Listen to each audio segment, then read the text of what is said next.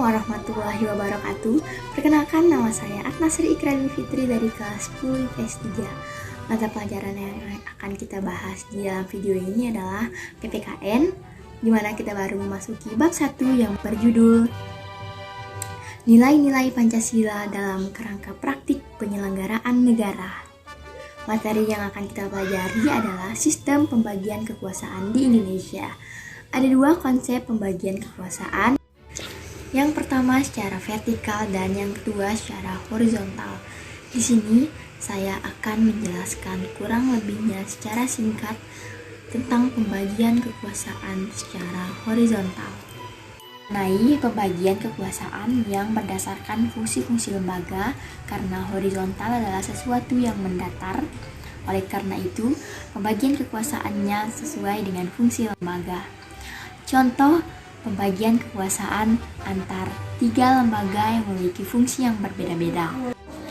Nah, disinilah konsep kerjasama yang dijalani oleh lembaga-lembaga tersebut, yaitu dari lembaga legislatif sebagai pembuat undang-undang, kemudian diserahkan kepada lembaga eksekutif untuk menjalankan undang-undang tersebut, dan dalam menjalankan undang-undang tersebut, lembaga yudikatif sebagai pengawas atau yang mengawasi jalannya undang-undang tersebut.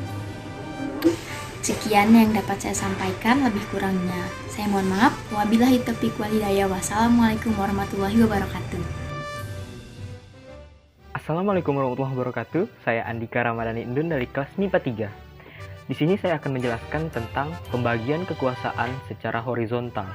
Kita ketahui bersama bahwa horizontal adalah dari samping ke samping.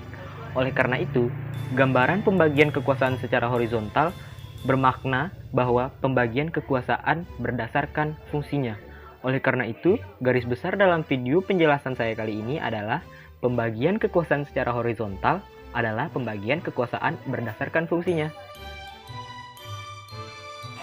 Assalamualaikum warahmatullahi wabarakatuh. Perkenalkan, nama saya Rifan Adiwinata dari kelas 10 MIA 2. Prinsip check and balance dalam sistem politik di Indonesia adalah bahwa Indonesia telah menganut prinsip tersebut pasca amandemen Undang-Undang Dasar 1945, di mana DPR sebagai lembaga legislatif, Presiden sebagai lembaga eksekutif, dan Mahkamah Agung beserta Mahkamah Konstitusi sebagai lembaga yudikatif dapat saling mengontrol dan terjadi keseimbangan kekuasaan antar lembaga-lembaga tersebut. Assalamualaikum warahmatullahi wabarakatuh.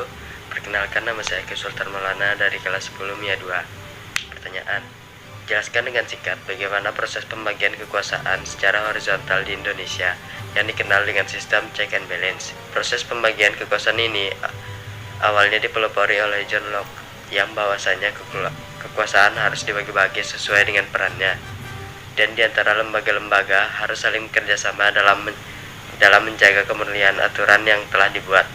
Sekian, terima kasih. Assalamualaikum warahmatullahi wabarakatuh. Perkenalkan, nama saya Rizka Deswita Cahyani. Saya dari kelas 10 IPS 2, nomor absen saya 26. Di sini saya akan menjelaskan tentang proses pembagian kekuasaan secara horizontal di Indonesia yang dikenal dengan sistem check and balance. Konsep pembagian kekuasaan di Indonesia dibagi menjadi dua. Yang pertama yaitu secara vertikal dan yang kedua secara horizontal. Nah, sesuai dengan tugas, saya akan menjelaskan tentang proses pembagian kekuasaan di Indonesia secara horizontal.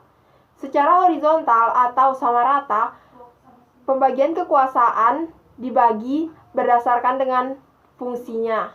Contohnya ialah tiga lembaga kekuasaan, yaitu yang pertama lembaga legislatif, yang kedua lembaga eksekutif, dan yang ketiga lembaga yudikatif. Tugas dari lembaga legislatif sendiri yaitu membuat undang-undang yang nantinya undang-undang tersebut akan diserahkan kepada lembaga eksekutif untuk dijalankan. Tugas dari lembaga yudikatif yaitu untuk mengawasi jalannya undang-undang yang dijalankan oleh lembaga eksekutif. Nantinya apabila terjadi kesalahan, maka lembaga yudikatif akan memproses secara hukum sesuai dengan hukum yang berlaku. Nah, beginilah pembagian kekuasaan di Indonesia kita tercinta. Sekian, terima kasih. Wassalamualaikum warahmatullahi wabarakatuh. Assalamualaikum warahmatullahi wabarakatuh. Perkenalkan, nama saya Salman Ali, saya dari kelas 10 MIPA 3. Di tugas kali ini saya akan menjelaskan secara ringkas bagaimana proses pembagian kekuasaan secara horizontal di Indonesia. Pembagian kekuasaan ini sendiri merupakan suatu proses pembagian wewenang-wewenang negara ke dalam beberapa bagian yang dilaksanakan oleh lembaga-lembaga negara tertentu. Pembagian kekuasaan secara horizontal ini merupakan salah satu bentuk dari beberapa pembagian kekuasaan yang kerap dilakukan. Pembagian ini membagi kekuasaan dan wewenang berdasarkan fungsi dari lembaga tertentu yang sesuai dengan konsep trias politika. Pada umumnya terdapat 3 jenis kekuasaan, yaitu 1. Eksekutif, 2. Yudikatif, dan 3. Legislatif. Namun, seiring berjalannya zaman, terdapat beberapa kekuasaan yang dirasa penting untuk diatur dan dibagi-bagi secara jelas dan rinci, yaitu 1. Eksekutif, 2. Yudikatif, 3. Legislatif, 4. Eksaminatif, 5. Konstitutif, dan 6. Moneter. Setelah kita memahami jenis-jenis kekuasaan, kita juga perlu mengetahui fungsi dari pembagian kekuasaan secara horizontal ini. Pembagian kekuasaan secara horizontal ini berfungsi sebagai mekanisme check and balance demi pemerintahan Indonesia yang efektif dan efisien. Jadi, apabila terdapat lembaga yang salah, maka terdapat pula lembaga yang mampu mengevaluasi dan menilai kinerja. Selain itu, dengan kita membagi-bagi kekuasaan, apabila terdapat lembaga yang korup atau kinerjanya jelek, maka tidak akan merusak semua aspek dalam pemerintahan Indonesia.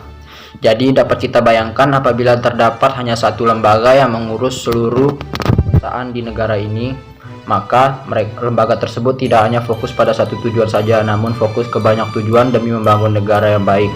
Sekian dari saya. Wassalamualaikum warahmatullahi wabarakatuh. Selamat pagi, saya Vladimir Aciles Pasule dari MIPA 3. Sistem pembagian kekuasaan. Konsep pembagian kekuasaan di Indonesia ada 2, yaitu vertikal dan horizontal.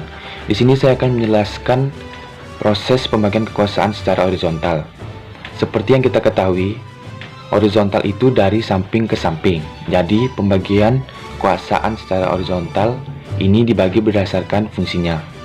Contoh proses pembagian kekuasaan antar 3 lembaga yang mempunyai fungsi yang berbeda. Yang pertama, legislatif, membuat undang-undang; eksekutif, menjalankan undang-undang; yudikatif, mengawasi jalannya undang-undang. Sekian dari saya, terima kasih.